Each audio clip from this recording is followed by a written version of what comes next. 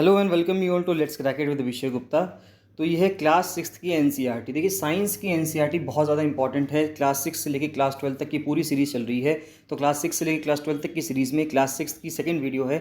इससे पहले एक वीडियो और आ चुकी है, तो आप उसको जरूर देख लीजिएगा, जिससे कि सारी कंटिन्यूटी के साथ आप पढ़ते रहें और जितनी भी चीज़ें हैं वो सबकी सब कवर हो जाएं। मैं बताना चाहूँगा, अगर आपने let's crack it with Vishay Gupta का यूट्यूब चैनल सब्सक्राइब नहीं किया है तो उसको जरूर सब्सक्राइब कर लीजिएगा। और let's crack it with Vishay Gupta का फ्री टेलीग्राम चैनल भी है, इसको जरूर से जरूर ज्वाइन कर लेना। इसका लिंक आपको वीडियो के डिस्क्रिप्शन में मिल जाएगा। वीडियो को अंत तक पूरा देखिएगा, जिससे कि सब चीज़ें आपकी कवर हो जाएं। वीडियो को लाइक एंड शेयर जरूर कर दीजिएगा, चैनल को सब्सक्राइब भी कर दीजिएगा। और गाइज बताना चाहूँगा कि lower PCS mains, FRO mains और आरओ एडवोकेट जनरल मेंस के लिए मिनी टेस्ट सीरीज चल रही है। तो जो भी कैंडिडेट्स आते हैं कि वो मिनी टेस्ट सीरीज ज्वाइन करें तो मिनी टेस्ट सीरीज ज्वाइन कर सकते हैं। साथ साथ आरओ सचिवालय के लिए भी कंप्लीट प्रिपरेशन बैच चल रहा है। और डेली बेसिस पे प्रैक्टिस एमसीक्यूज़ का एक पेड क्विज ग्रुप भी है, जिसमें जो कि एक नॉमिनल फ़ी पे आपको डेली बेसिस पे एमसीक्यूज़ मिलेंगे। बहुत ही हाई यील्डिंग एमसीक्यूज़ हैं जो आपको आगे आने वाले एग्जाम्स में बहुत ज़्यादा हेल्प करेंगे। तो किसी भी चीज़ को ज्वाइन करने के लिए आप 7665804421 पर कॉल या मैसेज कर सकते हैं। तो चलिए, हम काफ़ी चीज़ें कवर कर चुके हैं, बता चुके हैं कि किस तरह से फूड किस तरह से बनता है, पौधों में कैसे होता है, ये सब चीज़ें हम पढ़ चुके हैं। और आज हमें पढ़ना है डेफिशिएंसी डिजीज़ से, यानी कि जो बीमारियां हमें हो जाती हैं, यानी कि किसी चीज़ की वजह से। हमने पिछली वीडियो में ये पढ़ा था कि जो हमें न्यूट्रिएंट्स मिलते हैं अलग अलग, अगर किसी न्यूट्रिएंट के वजह से बॉडी में जो कमी आती है, जो बीमारी होती है, डिजीज़ होती है, वो कैसे होती है उसको समझने की कोशिश करते हैं। A person may be getting enough food to eat, but sometimes the food may not contain a particular nutrient। तो ये कहा जा सकता है कि हो सकता है कि आदमियों को, पर्सन्स को, सभी लोगों को खाना तो मिल रहा हो, लेकिन हो सकता है कि वो खाना कभी कभी ऐसा हो सकता है जो न्यूट्रिएंट रिच ना हो या किसी न्यूट्रिएंट में उसमें कमी हो।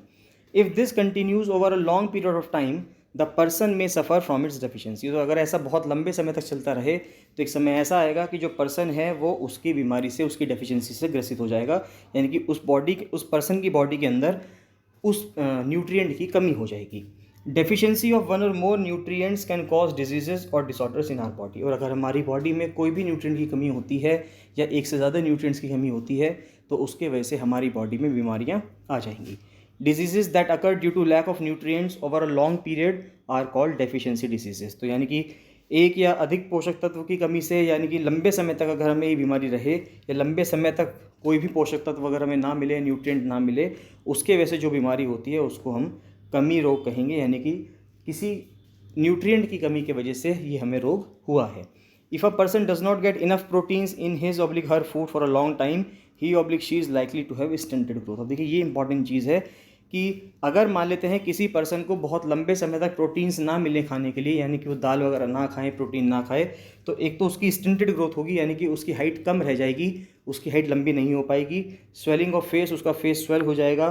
बालों के जो कलर हैं वो डिस्कलरेशन हो जाएगा, यानी कि अगर बाल काले हैं तो काले ना होकर सफ़ेद होने लगेंगे या कुछ दूसरे कलर के होने लगेंगे।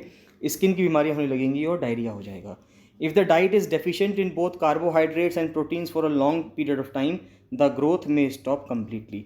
और अगर वो पर्सन, यानी कि वो जो खाना खा रहा है या खाना नहीं खा रहा है, जिसकी वजह से उसको ना तो कार्बोहाइड्रेट्स मिल रहे हैं और ना ही प्रोटीन्स मिल रहे हैं काफ़ी लंबे समय तक, तो इसके वजह से उस पर्सन की जो ग्रोथ है वो पूरी की पूरी तरह ही बंद हो सकती है, उसकी बिल्कुल भी ग्रोथ नहीं होगी। Such a person becomes very lean and thin and so weak that he she may not even be able to move। तो वो पर्सन इतना पतला हो जाएगा, इतना दुर्बल हो जाएगा कि वो अपना वजन भी नहीं सह पाएगा और वो चल फिर भी नहीं सकता। Deficiency of different vitamins and minerals may also result in certain diseases or disorders. यानी कि अगर मिनरल्स की या विटामिन की कमी होती है बॉडी में तो उसके वजह से भी कई सारी बीमारियाँ या डिसऑर्डर्स हो सकते हैं। All deficiency diseases can be prevented by taking a balance diet. यानी कि आप जितनी भी डिजीजेज हैं अगर उनसे हमें बचना है तो उसके लिए हमें बैलेंस डाइट लेना बहुत ज़रूरी है। अगर हम एक संतुलित आहार लेंगे तो उससे हमारी जितनी भी बीमारियां हैं वो कोई भी नहीं होंगी। तो अब देखते हैं कौन कौन सी बीमारियां होती हैं किस किस चीज़ की कमी से। तो बहुत ही इंपॉर्टेंट है, इंग्लिश हिंदी दोनों में लिखा हुआ है। तो देखते हैं विटामिन ए की कमी से। देखिए, विटामिन ए की कमी से हमें लॉस ऑफ विजन होता है, यानी कि क्षीणता, दृष्टिहीनता होती है, यानी कि हमको दिखना बंद हो जाता है। सिम्टम्स क्या हैं? सिम्टम्स होंगे पुअर विजन, यानी आपको दिखने में कमी होने लगेगी, कमज़ोर दृष्टि होगा। Loss of vision in darkness, रात में अंधेरे में तो आपको बहुत ही कम दिखाई देगा। Sometimes complete loss of vision, यानी कि कभी कभी तो ऐसा होता है कि पूरी तरह से ही दिखना बंद हो जाता है। फिर विटामिन B1 की वजह से जो बीमारी होती है उसको बेरी बोलते हैं। इसमें मसल्स कमज़ोर हो जाती हैं, मांसपेशियाँ कमज़ोर हो जाती हैं and very little energy to work. और काम करने के लिए बहुत ही कम एनर्जी होती है बॉडी के अंदर, यानी कि दुर्बल पेशियाँ हो जाती हैं और काम करने की ऊर्जा में कमी रहती है। फिर विटामिन सी की कमी से होती है स्कर्वी की बीमारी, इसके वजह से ब्लीडिंग गम्स होते हैं, यानी कि मसूड़ों से खून निकलता है। Wounds take longer time to heal, और जो हमारे घाव हैं उनको हील होने में, उनको भरने में, उनको सही होने में ज़्यादा लंबा समय लगता है, यानी घाव भरने में अधिक समय का लगना। नेक्स्ट विटामिन डी है रिकेट्स की बीमारी। तो रिकेट्स से bones become soft and bend, यानी जो हड्डियां हैं वो बहुत कमज़ोर हो जाती हैं, सॉफ्ट हो जाती हैं और टूटने लगती हैं, यानी कि अस्थियों का मुलायम होकर मुड़ जाना। बोन एंड टूथ डिके होती है कैल्शियम की कमी की वजह से। अगर हम कैल्शियम देखें तो कैल्शियम की वजह से बोन में और टूथ में डिके होने लगता है, यानी कि वीक बोन्स और टूथ डिके, यानी कि कमज़ोर अस्थियाँ और दंतक्षय होने लगता है। आयोडीन की कमी से क्वार्टर होने लगता है, घेंगा रोग हो जाता है आयोडीन की कमी से, यानी कि जो ग्लैंड्स हैं नेक में एपियर स्वोलन, यानी कि वो फूला हुआ लगता है। मेंटल डिसेबिलिटी होने लगती है बच्चों के अंदर, यानी कि घेंगा यानी कि क्वार्टर कहते हैं इसको, गर्दन की ग्रंथि का फूल जाना, और बच्चों में मानसिक विकलांगता आती है। फिर आयरन की कमी की वजह से अनीमिया होता है, इसको बोलते हैं अरक्ता, और इसके वजह से कमी आ जाती है बॉडी में, वीकनेस आ जाती है, बहुत ज़्यादा कमज़ोरी आ जाती है। अनीमिया जो है भारत में बहुत ही ज़्यादा प्रेवलेंट है, और ख़ासकर लेडीज़ में अगर देखा जाए, विमेन में अगर देखा जाए तो ये बहुत ही ज़्यादा प्रेवलेंट है। भारत सरकार कई सारे इनिशिएटिव्स लेती है जिसके वजह से अनीमिया को कम किया जा सके।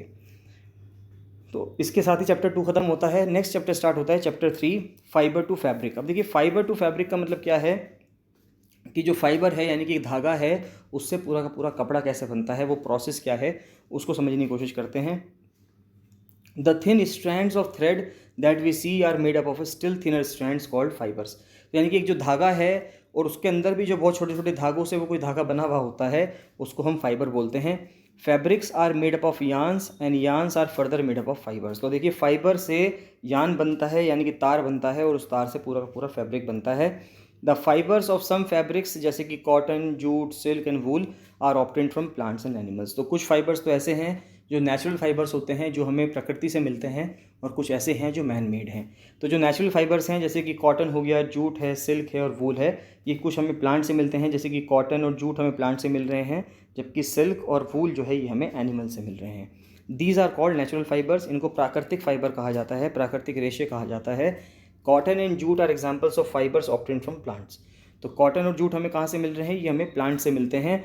कॉटन हमें बहुत ज़्यादा जो मिलता है वो गुजरात के रीजन से मिलता है, और जो जूट मिलता है वो हमें वेस्ट बंगाल के रीजन से मिलता है। Wool and silk fibres are obtained from animals. और जो वूल है और सिल्क के फाइबर्स हैं ये हमें कहाँ से मिलते हैं, ये हमें एनिमल से मिलते हैं। तो wool is obtained from the fleece of sheep और गोट। तो शीप है या गोट है, यानी कि जो बकरी है और जो शीप है यानी कि भेड़ है, तो उनकी बॉडी के ऊपर जो फ्लीस आता है उससे हम उसको जब उतार देते हैं तो उसकी बाद में थ्रेशिंग करके या उसको बाद में सॉर्टिंग करके उससे हम ऊन बनाते हैं। It is also obtained from the hair of rabbits, yak and camels. तो कैमल के बालों से, याक के बालों से और रैबिट्स के बालों से भी ऊन बनाई जा सकती है। Silk fibre is drawn from the cocoon of silk worm. तो जो सिल्क वर्म है यानी कि जो रेशम का कीड़ा है, रेशम कीट है, उसका जो कोकून होता है वो भी जब वो चलता है तो वो भी पीछे सिल्क का एक तार छोड़ता हुआ चलता है, तो वहाँ से हम जो नेचुरल सिल्क है वो हम वहाँ से ले सकते हैं। For thousands of years natural fibres were the only ones available for making fabrics. तो कई हज़ारों सालों तक तो यही रहा है कि जो प्राकृतिक धागे थे, प्राकृतिक चीज़ें थी, उन्हीं से हम चीज़ें बना सकते थे, जो से हम कपड़े बनाते थे। लेकिन पिछले कुछ सालों अगर हम देखें, यानी कि अगर हम पिछले 40 से 50 सालों में देखें, तो प्लास्टिक ने इन सब की जगह ले ली है। इंसान के द्वारा जो प्लास्टिक बनाया गया है उसने इन सब चीज़ों की जगह ले ली है। In the last 100 years or so, fibers are also made from chemical substances which are not obtained from plant or animal sources. These are called synthetic fibers. तो उनको synthetic fibers कहा जाता है, जो कि इंसानों के द्वारा कुछ केमिकल्स की मदद से बनाया जा रहा है। Some examples of synthetic fibres are polyester है, नाइलॉन है, एक्राइलिक है।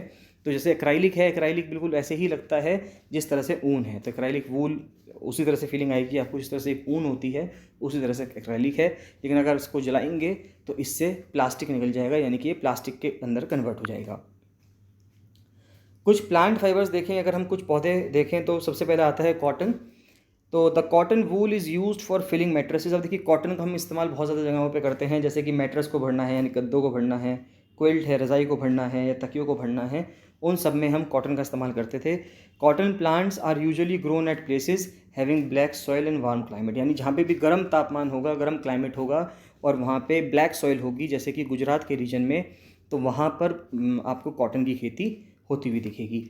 The fruits of the cotton plant यानी कि cotton bolls are about the size of a lemon, तो जैसे नींबू होते हैं उसी शेप में कॉटन की बॉल्स निकल के आती हैं।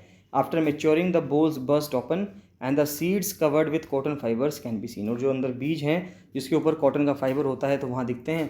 तो ये बिल्कुल ऐसा लगता है कि जैसे पूरे खेत पर बर्फ़ पड़ी हुई हो थोड़ी थोड़ी जगहों पे, तो इस तरह से कुछ ही प्रतीत होता है।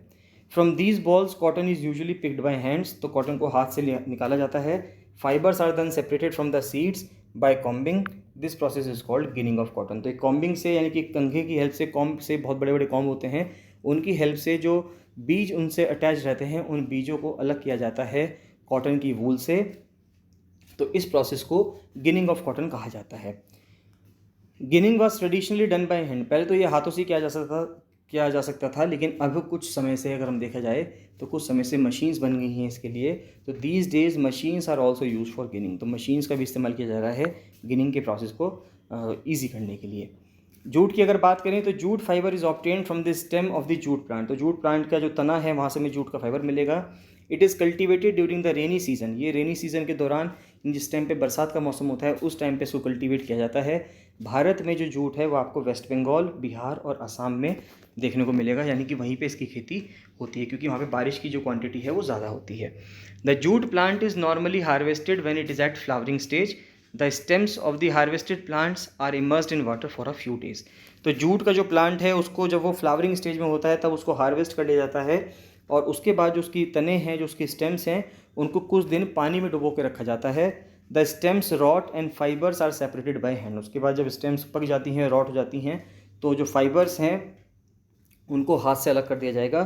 To make fabrics all these fibres are first converted into yarns, तो इनको फैब्रिक बनाने के लिए पहले इनके धागे बनाए जाएंगे, यार्न बनाए जाएंगे, उसके बाद इनको फैब्रिक में कन्वर्ट किया जाएगा। अगर आपको ध्यान हो तो जो बहुत समय पहले की बात है, यानी कि आज से हम कुछ समय पहले देखें, 10-15 साल पहले देखें, तो जो घरों के अंदर कॉट हुआ करती थी, खाट हुआ करती थी, वो जूट के तारों से ही बना करती थी। आजकल तो प्लास्टिक की डोरी आती हैं जिससे कि, या फोल्डिंग के अंदर देखें या खाट के अंदर देखें, तो पहले वो जूट की बना करती थी, जूट के जो रस्सियाँ हुआ करती थी, तार हुआ करती थी, उससे बना करती थी, लेकिन अब सब उसकी जगह प्लास्टिक ने ले ली है। या हम गनी बैग्स अगर देखें तो जो गनी बैग्स हैं, यानी कि पहले जो बोरियां आया करती थी वो सब जूट से बना करती थी, जो कि अब बोरियों की जगह प्लास्टिक के चीज़ों ने ले ली है। नेक्स्ट आता है spinning cotton yarn.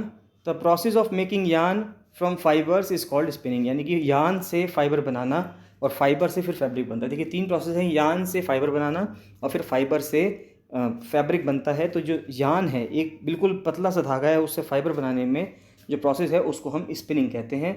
In this process fibres from a mass of cotton wool are drawn out and twisted, तो जो फाइबर है उसको बहुत बड़ा जो कॉटन वूल का जो आपके पास मास होगा उससे निकाला जाएगा उसको, और ट्विस्ट किया जाएगा, घुमाया जाएगा, जिससे कि धागा बनता हुआ चल जाए। This brings the fibres together to form a yarn.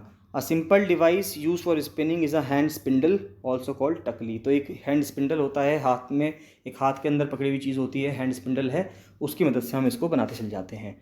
Another hand operated device use for spinning is चरखा। तो जो महात्मा गांधी ने बहुत ज़्यादा फेमस किया था, महात्मा गांधी ने इसका यूज़ किया है, चरखा उन्होंने यूज़ किया धागा बनाने के लिए, और फिर इस धागे की मदद से हम कपड़ा बनाएंगे, जो उन्होंने बात कही थी।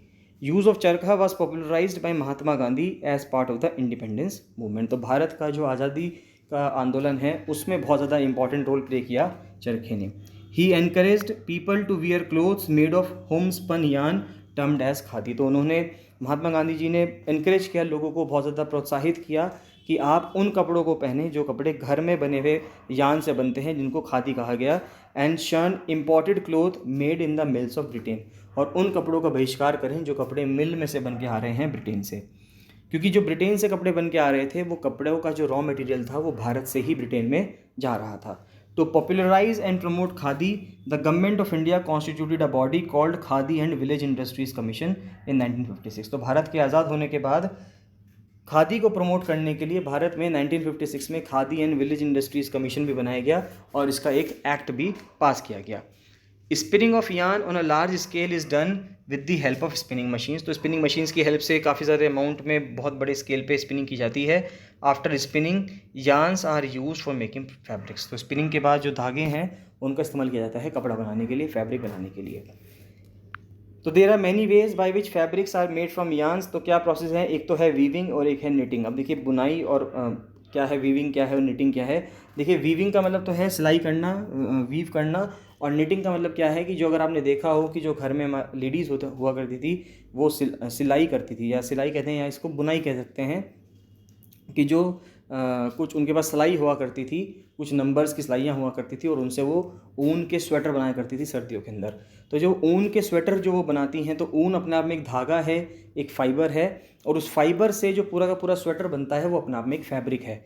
तो वो जो फैब्रिक बन रहा है यानी कि ऊन का स्वेटर बन रहा है, तो वो जिस प्रोसेस से उसको सिलाई से यूज़ करके और उसको बुनती थी, जो मदर हैं या ग्रैंड मदर्स हैं जो उनको बनाया करती थी, उसको हम निटिंग कहते हैं।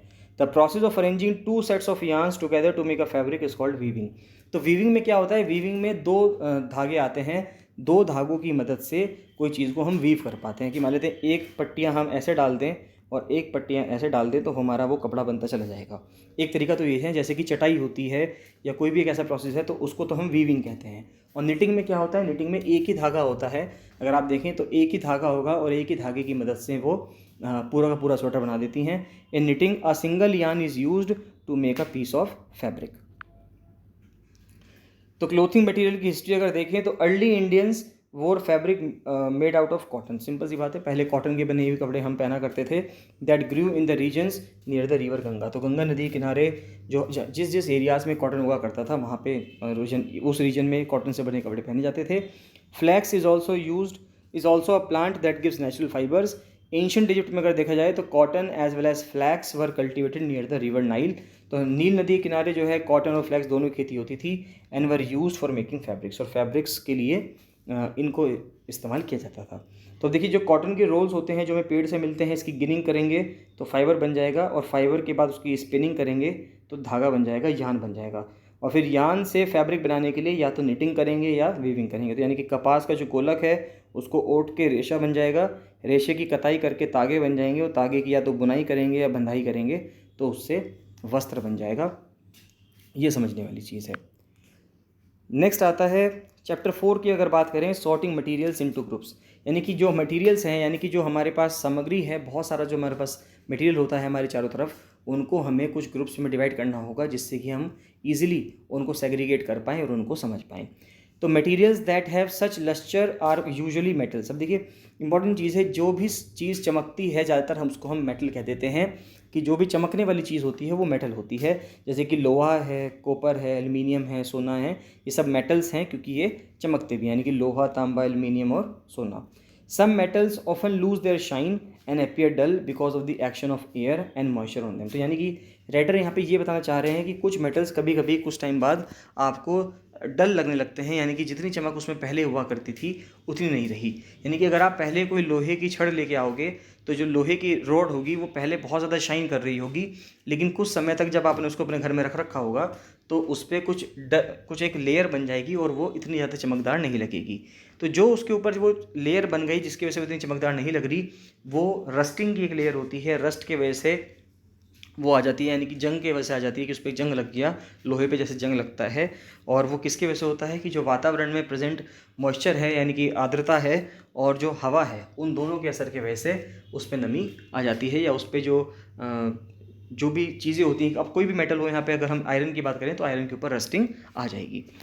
तो फिर बात आती है हार्डनेस की। अगर आप देखें तो materials which can be compressed or scratched easily are called soft. अब देखिए सिंपल चीज़ है, जो भी चीज़ें ऐसी होंगी जो इजीली आप संकुचित कर सकते हैं, कंप्रेस कर सकते हैं, उसको खरोच सकते हैं, स्क्रैच कर सकते हैं, वो तो सॉफ्ट है। लेकिन कुछ मटेरियल्स ऐसे होते हैं जिनको आप ये नहीं कर सकते या बहुत मुश्किल है उनको कंप्रेस करना, तो वो बहुत ज़्यादा हार्ड होते हैं। फॉर एग्जाम्पल जैसे कि कॉटन है, स्पंज है, ये सब सॉफ्ट होते हैं, जबकि उसके सामने अगर लोहा है तो लोहा बहुत ज़्यादा हार्ड है।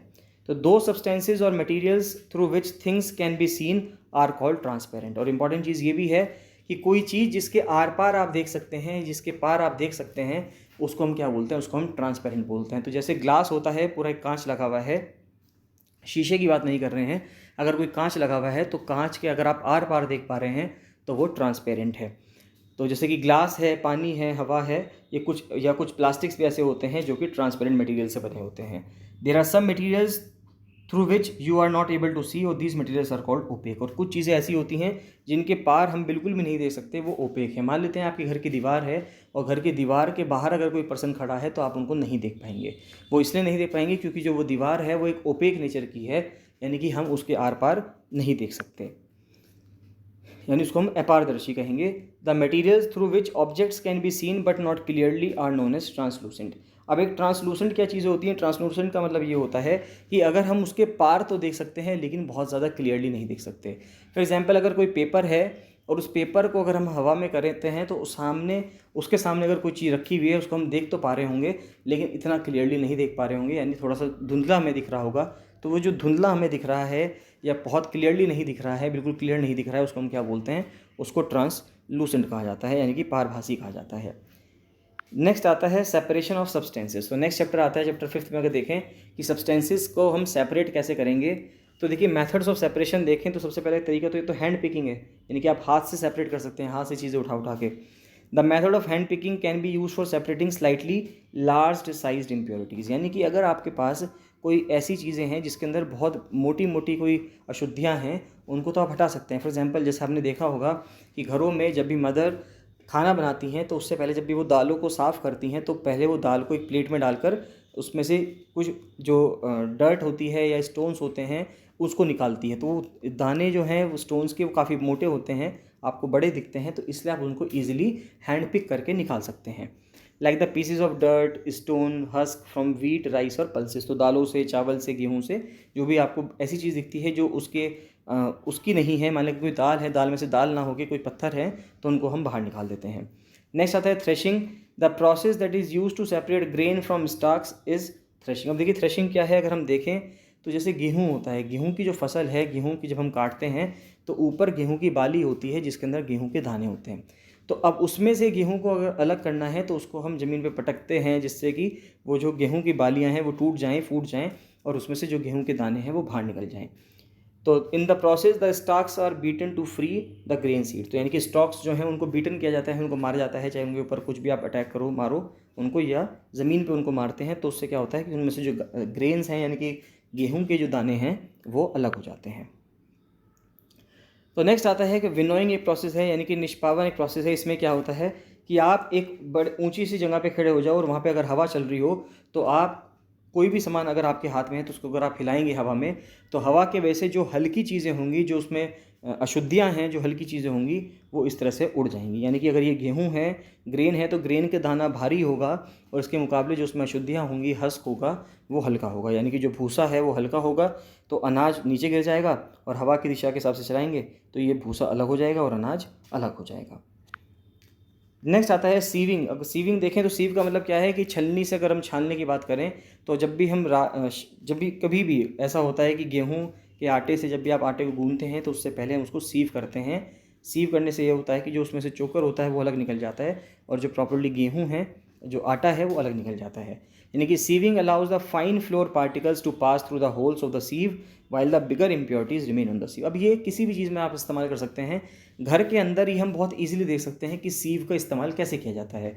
बाकी अगर आप किसी कंस्ट्रक्शन साइट के पास जाएंगे तो कंस्ट्रक्शन साइट पे भी यही होता है। जब वहाँ पे रेत है, रेत को छानते हैं तो वहाँ पे भी छलनी का इस्तेमाल करते हैं, बहुत बड़े सीव का इस्तेमाल किया जाता है। नेक्स्ट आता है सेडिमेंटेशन, डिकेंटेशन एंड फिल्ट्रेशन, यानी कि अवसादन, शोधन और निस्पंदन। तो अब ये क्या प्रोसेस है, इसको समझने की कोशिश करते हैं। तो when the heavier component in a mixture settles after water is added to it the process is called sedimentation. अब देखिए सेडिमेंटेशन का मतलब क्या है कि मान लेते हैं कि पानी है, पानी में कुछ इम्प्योरिटीज़ हैं और आपने उसके अंदर कोई ऐसी चीज़ डाल दी जो अंदर की इम्प्योरिटीज़ को इकट्ठा करके चिपका देगी और वो चीज़ भारी हो जाएगी और भारी होकर नीचे बैठ जाएगी, तो उसको हम सेडिमेंटेशन कहते हैं। फॉर एग्जाम्पल, पानी है, पानी को हमें साफ़ करना है, अगर हम पानी के अंदर एलम डाल दें यानी कि फिटकरी डाल दें तो पानी के अंदर जितनी भी इम्प्योरिटीज़ हैं वो फिटकरी अपने आप में उसको सबको चिपका लेगी और धीरे धीरे उन सभी गंदगी को लेके वो नीचे बैठ जाएगी, तो पानी आपका काफ़ी ज़्यादा साफ़ हो जाएगा। When the water along with dust is removed the process is called decantation. उसके बाद जब पानी जिसके अंदर डस्ट थी अगर उसको हम हटा देते हैं, इस प्रोसेस को डिकेंटेशन कहा जाता है। The same principle is used for separating a mixture of two liquids that do not mix with each other. मान लेते हैं कि दो लिक्विड्स हैं जो एक दूसरे के साथ मिलते नहीं है, जैसे कि तेल ले लिया और पानी ले लिया। अगर आप कोई भी तेल लेंगे या कोई भी पानी लेंगे, कोई भी ऑयल लेंगे, कोई भी पानी लेंगे, तो ऑयल और पानी जब एक दूसरे के ऊपर डालेंगे तो उससे क्या होगा कि वो दोनों एक दूसरे में मिलेंगे नहीं और दोनों की एक के ऊपर एक लेयर बन जाएगी। तो यानी कि हमको पानी अलग दिखेगा और ऑयल अलग दिखेगा, तो हम उन दोनों को अलग कर सकते हैं। तो जो उन दोनों को अलग करने का प्रोसेस है उसको हम डिकेंटेशन कहते हैं। तो for example oil and water from this their mixture can be separated by this process. If a mixture of such liquids is allowed to stand for some time they form two separate layers. तो यही मैंने आपको बताया कि अगर उन liquids को यानी कि पानी को और तेल को कुछ समय के लिए कहा जाए या कुछ समय के लिए एक जगह पे रोक दिया जाए तो उनकी दो अलग अलग लेयर बन जाएंगी और उन दोनों को हम अलग अलग कर सकते हैं। The component that forms the top layer can then be separated by decantation. और जो कॉम्पोनेंट है टॉप लेयर का उसको हम डिकेंटेशन प्रोसेस के थ्रू अलग कर सकते हैं। फिर एक प्रोसेस आता है इवेपोरेशन। इवेपोरेशन का मतलब है वाष्पीकरण, यानी कि जब भी हम किसी चीज़ को गर्म करते हैं और कुछ समय बाद वो हमें नहीं दिखती, यानी कि वो उड़ जाती है, भाप बनकर उड़ जाती है, तो उसको हम वाष्पीकरण कहते हैं या इवेपोरेशन कहते हैं। The process of conversion of water into its vapour is called evaporation. तो जो प्रोसेस है पानी के कन्वर्ट होने का, यानी कि कन्वर्जन ऑफ वाटर का इनटू वेपर, तो पानी अगर वेपर में भाप में कन्वर्ट हो रहा है तो उसको हम इवेपोरेशन कहते हैं। The process of evaporation takes place continuously wherever water is present. तो जो प्रोसेस है इवेपोरेशन का वो हमेशा चलता रहता है। कहीं पे भी भारत आप दुनिया के किसी भी कोने में जाएंगे तो वहाँ पर कभी भी ऐसा नहीं होगा कि कहीं पे आप ये कहें कि इवेपोरेशन नहीं हो रहा।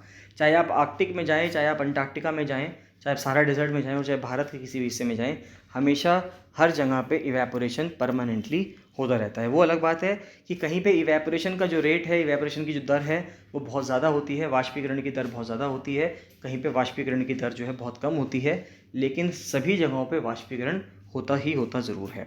The process of conversion of water vapour into its liquid form is called condensation. और उसके बाद हम ये भी कह सकते हैं कि जब जो वाटर वेपर है, जल वाष्प है, जब वो वापस से पानी के रूप में बदलती है तो उसको कंडेंसेशन कहते हैं, संघनन कहते हैं। A saturated solution is one in which no more of that substances can be dissolved. तो हम कब कहेंगे कि कोई सॉल्यूशन सैचुरेटेड सॉल्यूशन है?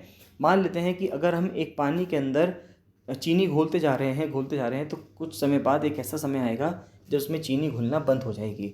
तो जिस समय पे उसके अंदर चीनी घुलना बंद हो गई उस समय हम कहेंगे कि अब इसका सैचुरेशन पॉइंट आ गया है, यानी कि इसके अंदर और चीनी नहीं घुल सकती। लेकिन अगर आप उस पानी को गर्म होने के लिए लगा देंगे, गर्म होना कर देंगे और उसके बाद चीनी उसमें डालेंगे तो वापस से चीनी उसमें घुलना शुरू हो जाएगी। यानी कि पानी के गर्म होने से उसका सैचुरेशन पॉइंट बढ़ जाता है, यानी कि उसके अंदर और चीनी आने लगेगी। तो more of a substance can be dissolve in a solution by heating it. यानी कि और ज़्यादा सब्सटेंस अगर आपको उसमें घोलना है और ज़्यादा चीनी अगर आपको उसके अंदर घोलनी है वो आप तभी घोल पाएंगे जब आप उसको गर्म करने लगेंगे। तो सिंपल सी बात है, हमें ये समझना होगा कि कब हम कहेंगे कि कोई सॉल्यूशन सैचुरेटेड है। कोई सॉल्यूशन सैचुरेटेड तब होता है जब उसके अंदर